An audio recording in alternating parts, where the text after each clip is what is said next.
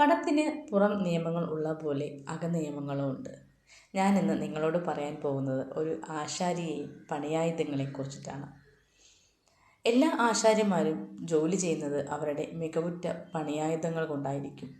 നല്ല പണിയായുധങ്ങൾ ഉണ്ടെങ്കിൽ മാത്രമേ നല്ലൊരു ഔട്ട്പുട്ട് നമുക്ക് കിട്ടുകയുള്ളൂ.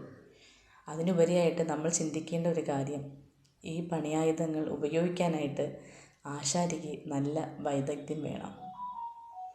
അതായത് നമ്മൾ ശരിയായ സമയത്ത് ശരിയായ ഇടത്ത് ശരിയായ വ്യക്തിയായിരിക്കണം നിങ്ങൾ ഓരോരുത്തരും.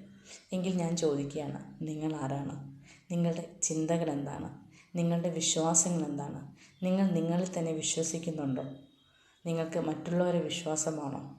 നിങ്ങൾ പറയുന്നത് മറ്റുള്ളവർ കേൾക്കുന്നുണ്ടോ? നിങ്ങൾക്ക് യഥാർത്ഥത്തിൽ സമ്പത്ത് വരാനുള്ള അർഹതയുണ്ടോ? നിങ്ങൾക്ക് ഭയം, വിഷമം എന്നീ ഘട്ടങ്ങളിൽ കൂടെ ജോലി ചെയ്യാൻ ബുദ്ധിമുട്ടുന്നുണ്ടോ? ഇതൊക്കെ ചോദിച്ചപ്പോൾ നിങ്ങൾ വിചാരിക്കുന്നത് എന്തായിരിക്കും, ഇതൊക്കെ എന്തിനാ ചോദിക്കുന്നതെന്ന്. ഇതിനുത്തരം ഞാൻ പറഞ്ഞു തരാം. നിങ്ങളുടെ വിശ്വാസം, നിങ്ങളുടെ ചിന്ത, നിങ്ങളുടെ സ്വഭാവം, ഇതാണ് നിങ്ങൾ ഓരോരുത്തരെയും വിജയത്തിലേക്ക് എത്തിക്കുന്നത്. നമുക്ക് വിജയിക്കണമെങ്കിൽ നമ്മൾ ചെയ്യാനുള്ളത് നമ്മുടെ പ്രൊഡക്ടിവിറ്റി നമ്മൾ കൂട്ടുക. ഈ പ്രൊഡക്ടിവിറ്റി കൂട്ടുന്നതാണ് വിജയത്തിൻ്റെ താക്കോലെന്ന് പറയുന്നത്. നമ്മളുടെ ചിന്തകളും നമ്മുടെ വിശ്വാസങ്ങളും നമ്മുടെ സ്വഭാവങ്ങളൊക്കെ മാറുകയാണെങ്കിൽ നമ്മളൊരു കാന്തമായിട്ട് പ്രവർത്തിക്കാൻ തുടങ്ങും.